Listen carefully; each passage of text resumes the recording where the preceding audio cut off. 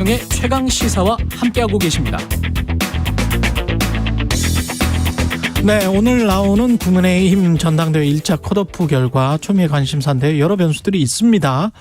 예, 그다음에 여론조사 결과 어느 정도까지 믿을 수 있을지 이은영 휴먼앤데이터 소장 나오셨습니다. 안녕하세요, 소장님. 네, 예. 안녕하세요. 반갑습니다. 예, 오늘 여론조사 관련해서 이야기를 하시고 이제 전망을 하실 텐데 네. 어떤 여론조사 개요부터 전하고 시작하겠습니다. 네, 아침에 지금 하나가 더 나와서 총 4개의 개요를 말씀드리겠는데요. 미디어 트리뷴이 리얼미터에 의뢰해서 6일 7일 한 조사가 있고요. 쿠키뉴스가 한길리서치에 의뢰해서 4일에서 6일 한 조사가 있습니다. 그리고 SBS가 넥스트 리서치에 의뢰해서 6일 7일 조사한 조사, 미스토마토가 미디어 토마토에 의뢰해서 6일 8일 한 조사고요. 자세한 내용은 중앙선관위 여론조사 심의위원회 홈페이지를 참조하시면 되겠습니다. 지금 가장 초미의 관심사는 누가 1위가 될 거냐. 네. 이건데 어떻게 보입니까? 여론조사로는? 일단은 이제 제가 분석한 거를 결론적으로 말씀드리면 아직까지는 좀 안철수 후보가 앞서고 있고 김기현 후보의 추격세가 있지만 지금 뒤집은 상황은 아니다. 이렇게 좀 정리할 수 있을 것 같고요. 국민의힘 지지층에서? 그렇습니다. 아, 그래요? 네, 이게 왜 그러냐면 지금 조사들이 전체 값하고 국민의힘 지지층을 대상으로 한 값하고 막 혼재돼서 보도가 돼서 좀 헷갈리실 수가 있고 전화면접 조사랑 ARS 조사가 또 이렇게 섞여서 보도가 돼갖고 혼란스러우실 수가 있는데 사실 이게 지금 이제 그 고관여층에 대한 조사거든요. 그래서 국민의힘 지지층을 대상으로 우리가 보통은 기존에는 해석을 해왔어요. 그런데 이 국민의힘 지지층의 당원 구성 분포가 완전히 일반과 비슷하게 지금 변모되어 있거든요. 아, 그렇습니까? 네, 80만 명 당원 분포가. 네, 그래서 이게 그 ARS 조사, 그러니까 고관여층이 많이 응답하는 ARS 조사만 가지고 분석을 했다가는 조금 다른 결과가 나올 수 있다. 그래서 그 전화 면접 조사도 같이 좀 저는 좀 가중치를 전화 면접 조사에 더 많이 두는데 오히려 그 이유는 응답률이 훨씬 높아요. 아, 그렇군요. 그리고 또 하나 그 재미있는 특징이 미디어 토마토 조사는 이제 제가 설문지가 아직 오픈이 안 돼서 못 봤는데 그 나머지 3개 조사는 대통령에 대한 그 국정운영 평가를 먼저 물어보고 당대표를 물어본 조사하고 나중에 물어본 거하고 좀 차이가 나요. 그렇겠죠, 분명히. 당대표 그 대통령에 대한 지지율을 먼저 물어보고 당대표를 나중에 물어보면 안철수 후보가 좀 높게 나오는 경향이 있어요. 지지율을 물어보고 당대표가 누가 적합하냐 이렇게 물어보면은 안철수가 높고 그다음에 당대표를 먼저 물어보고 대통령에 대한 국정운영 평가를 나중에 물어보면 김기현 후보에 대한 지지가 좀 더 높고.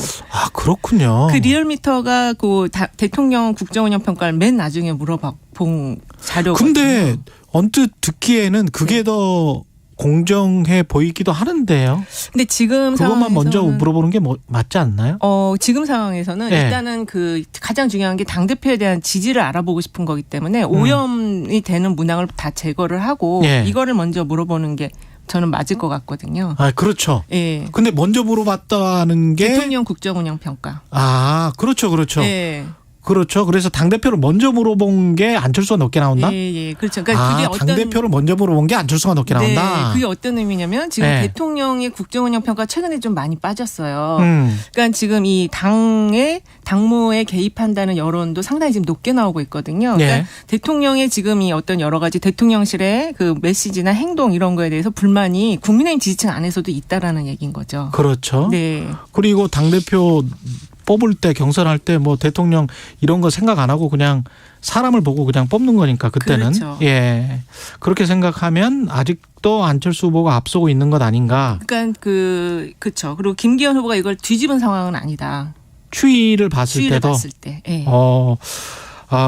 이런 분석을 지금 하셨습니다. 근데 오늘 이후에 발표가 되는데 어떻게 될지 참 궁금하네요.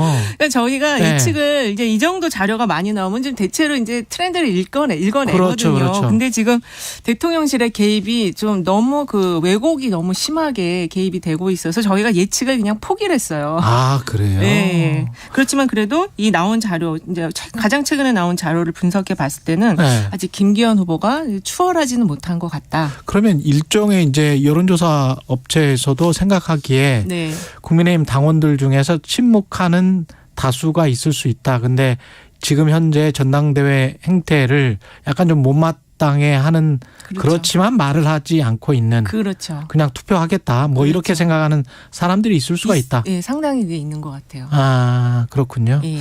당심이나 더 파악하기 힘든 측면도 있습니까? 이게 80만 명이라는 우리가 찾아내기도 힘들잖아요, 사실. 그렇습니다. 그 지난번 어떤 조사가 그 이제 국민의힘 당원이냐 책임 당원이냐고 물어본 거 자료 보니까 20%가 안 되게 나오더라고요. 안 되죠. 네, 거의 그러니까 8대2 수준인데 그것도 상당히 그래도 많이 나온 거로 보여지거든요. 이건 당원만 찾아내 가지고 만약에 여론조사 하려면 엄청난 돈이 들 것 같습니다. 그냥 차라리 당원 리스트 일부를 받아서 하는 게 나아요. 그렇죠. 예.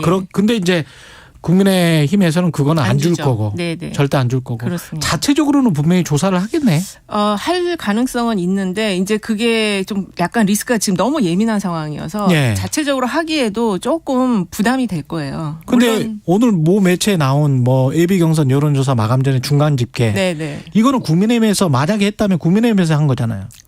그럴 수 있죠. 왜냐하면 이제 어저께 조사가 마무리됐기 때문에 조사 결과는 어저께 다 이제 나왔을 거거든요. 그렇죠. 그러니까 일부 이제 그 핵심 그 지도부 내지 비대위 이쪽에 약간 보고가 먼저 갔을 수는 있어요. 근데 이제 그게 오픈이 되면 더 이게 심각해지니까 그게 이제 유출될 가능성은 없지만 그런 상황을 알고 이제 약간의 이제 펌핑 작업 이거는 할 수 있죠. 네. 펌핑 작업. 네. 예, 이른바 이제 여론 작업이네요. 그렇죠. 여론 작업을 할 수가 있는 거죠. 예.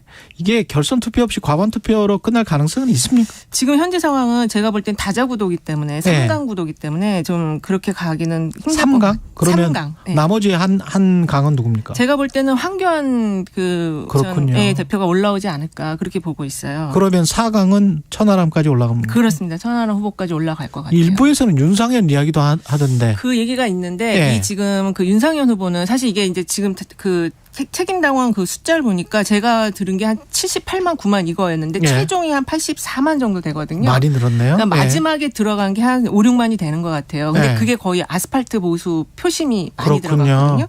그분들이 윤상현 후보를 나의 대리인으로 좀 지지하기는 그분보다는 한교안 전 대표가 최근에 박근혜 대표 생일상도 차려주고 더 로열티가 있다 이렇게 볼 수 있어요. 근데 아스팔트 지지층을 대변한다라고 볼 수 있는 강신업이나 김세희가 나왔기 때문에 그렇죠. 서류심사에서 탈락을 했기 때문에 거기에 대한 반감으로 김기현의 표가 떨어질 가능성이 있습니까? 김기현의 표. 근데 그 숫자가 그러기에는 조금 작아요. 이게 뭐 7, 8만이나 10만까지 가면은 영향을 미칠 수가 있는데 전체 결과에 영향을 미칠 수 있는데 그게 제가 보기에는 정확하진 않지만 5, 6만 그 정도 영향 미칠 정도보다는 조금 작다. 그래서 여기서 이제 그 대표 1, 2위를 결정짓기보다는 마지막 3, 4위에 영향을 미치는 게 조금 더 있을 것 같다. 그렇군요. 예, 그래서 황교안 후보가 들어가지 않을까 이렇게 보고 있는 거예요. 그렇군요. 만약에 결선에 지금의 예상대로 김기현 안철수가 올라간다면 천하람의 표는 어떻게 되나요? 지금 천하람 표와 안철수 후보의 표가 약간 비슷하면서 조금 다르거든요. 그리고 최저치가 지금 유승민 전 대표가 이제 국힘 지지층 안에서 한 7, 8% 받았는데 그걸 받아갖고 지금 최근 여론조사가 나오는데 최대치는 한 15% 정도 되는 것 같아요. 그래서 이게 좀 안철수 표를 가져오긴 하지만 완전히 이렇게 흡수하긴 좀 성격상 후보의 그 캐릭터나 성격상 그건 좀 어렵다 이렇게 보고 있어요. 그 천하람의 표가 어느 정도 나오는가에 따라서 이준석 전 대표의 세 이게 어느 정도인지 가늠할 수도 있는 거 아니에요? 지금 상황에서는 한 15% 정도 제가 볼 때는 그 국민의힘에 국민의힘에서 그래서 그게 상당한 제3의 캐스팅 보트 역할을 할 수 있는 정도의 세력은 된다. 그리고 그 안철수 후보 같은 경우는 영남권에서 표심이 좀 많이 오더라고요. TK나 그다음에 경기나 충청 이런 데서 많이 가져오고 천하람 후보는 수도권 서울 그다음에 이제 충청에서도 가져오고 호남에서 가져오고 약간 달라요. 그렇군요. 최고위원회 이준석계가 한 명이 들어가냐 아무도 못 들어가냐 또는 두 명이 들어가냐 이것도 굉장히 큰 관심사란 말이죠. 지금 상황에서는 제가 보기에는 이 천하람 후보 이 맥시멈을 보면 15% 정도면 한 명 정도는 들어갈 수 있지 않을까. 한 명은 들어간다. 네, 그렇게 좀 전망이 되거든요. 한 명이 들어간다면 뭐 허우나 김용태 아무래도 김재섭 그렇죠. 그거는 이제 미디어의 영향을 누가 더 많이 타냐. 그게 좀 영향 미칠 것 같아요. 당심하고 민심은 지금 다르죠. 다르긴 다른데 일단은 이게 그 총선을 보는 시각에서는 일치한다고도 볼 수 있을 것 같아요. 그래요? 당심에서도 내년 총선이 이렇게 경직되게 운영이 되면 좀 어렵다 이런 시각 그 측면에서는 민심과 일치할 수도 있을 것 같아요. 그래서 아직도 안철수가 선두를 달리고 있는 거죠. 그리고 여기에는 그 김기현 후보의 그 낮은 인지도 그리고 이 낮은 인지도와 함께 그 꽃다발 논란 있잖아요. 그게 거짓말 논란으로 이어지면서 남진 꽃다발. 그렇습니다. 그래서 이게 치고 올라가는 모멘텀을 결정적으로 그때 그걸 꺾어놨다 이렇게 볼 수 있을 것 같습니다. 예. 허은하 김용태. 김재섭은 이번에 안 나왔었군요. 예. 네. 제가 아까 김재섭이라고 했었는데 선거인단 확정돼서 그 아까 구성이 거의 그 국민들이랑 비슷해졌다 이렇게 말씀을 하셨는데 구성을 좀 자세하게 좀 설명을 해 주십시오. 일단은 수도권이 한 37% 되고요. 여기 영남권이 대구, 그러니까 경북, 경남, 대구, 울산, 부산 이렇게 해서 굉장히 포션이 영남 큰데 전부 다. 그렇습니다. 그래도 이게 한 37%여서 한 2년 전보다는 영남권이 11.6%포인트 숫자가 비율이 더 낮아졌어요. 그렇군요. 네, 그리고 그 호남과 강원, 충청, 제주 이런 데 다 합치면 여기도 한 뭐 20% 가량 되거든요. 그래서 사실 지금 이 중도 표심 일반 그 민심과 비슷한 요 충청, 강원, 제주, 뭐 호남 이런 표심들이 지금 상당히 영향을 좀 크게 발휘를 하고 있다. 그럴 수 있겠네요. 충분히. 연령대별로 보면 어떻습니까? 연령대별로는 좀 고르게 분포가 되어 있고요. 어쨌든 근데 여전히 50대, 60대가 가장 많아요. 50대, 60대가 많다. 과반 정도를 차지하고 있으니까. 하지만 20, 30, 40대까지도 한 30% 되거든요. 그래서 이제 결국에 관건은 어느 쪽에서 투표를 더 적극적으로 하느냐. 근데 지금 민심과 이렇게 지금 일치하는 면이 총선을 바라보는 시각이 일치한다고 할 때는 이 젊은 층에서도 꽤 많이 좀 적극적으로 투표할 가능성이 있다. 캐스팅 보트 역할을 젊은 층과 이 중도 지역, 그렇죠. 중도 지역에서 많이 할 가능성이 높다. 역대 그 전대에서 보면 이 책임당원 투표율이 한 25%, 민주당보다는 좀 낮더라고요. 근데 이번에 이 새롭게 그 민심과 비슷한 중도와 젊은 층이 투표를 하게 되면 이것도 좀 올라갈 가능성이 있어 보여요. 남은 변수는 뭘까요? 역시 이제 대통령실의 압박이 계속 이어질 것이냐 이게 제일 크고요. 그다음에 이제 투표율, 그다음에 캠페인도 이번엔 꽤 영향을 크게 작용을 하고요. 캠페인, 캠페인이 지금 이준석 대표가 상당히 지금 이제 인터뷰를 많이 하고 있는데 이런 거 그리고 김기현 후보 측이 정말 그 실수하지 않는 캠페인 지난번에 그 여성 민방위차 훈련 이것도 상당히 좀 마이너스 그런 것 같아요. 그러니까 이런 거를 안 해야 되는데 결정적인 타이밍 이런 거 하나 두 개 나오면 이게 상승의 모멘텀을 꺾어버리거든요. 그럼 캠페인라는 측면에서 지금 나경원 전 의원이 활짝 웃으면서 두 번째 사진을 찍었거든요. 이거는 도움이 될까요?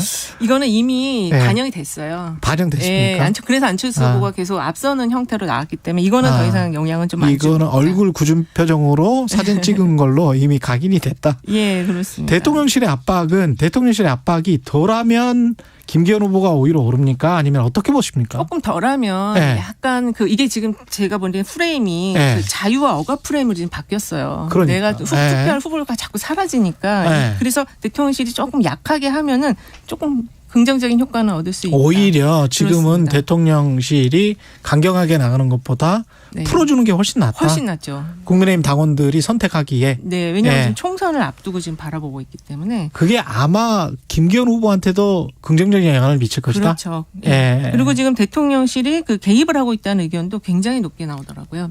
여론조사 결과가.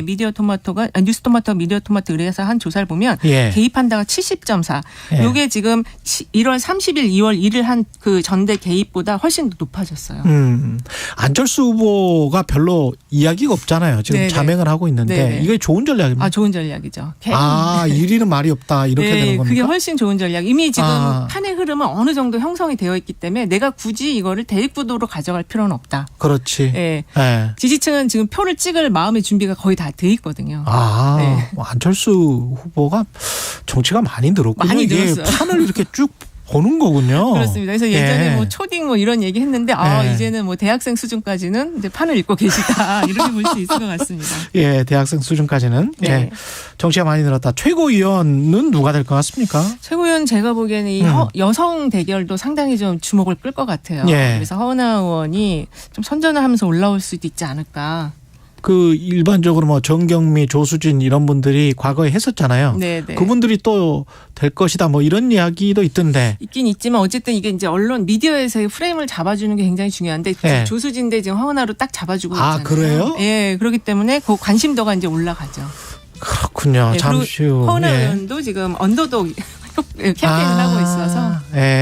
그 덕도 볼 수도 있다. 저는 그렇게 보고 있습니다. 잠시 후 오전 10시에 1차 예비 경선 결과 발표됩니다. 흥미롭습니다. 지금까지 이은영 휴먼앤데이터 소장이었습니다. 고맙습니다. 네, 감사합니다.